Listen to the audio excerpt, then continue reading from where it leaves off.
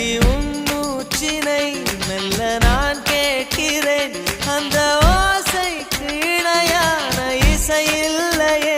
உந்தன் கூந்தல் முடி கொஞ்சம் அசைகின்றது